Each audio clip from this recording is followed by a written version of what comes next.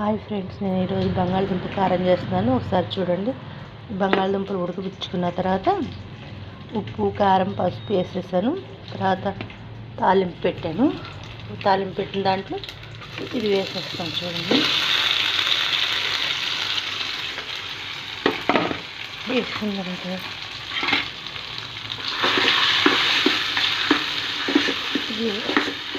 ఉప్పు, కారం వేసేసి పసుపు వేసి పిసికాను. అవి బంగాళదుంపలు ఉడికిన తర్వాత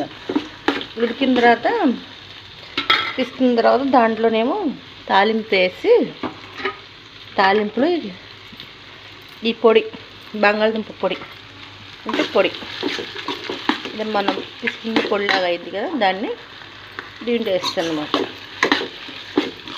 మనకి ఇది టేస్ట్ బాగుంటుంది. పిల్లలు కూడా ఎక్కువ ఇష్టపడి తింటారు. సరే ఫ్రెండ్స్,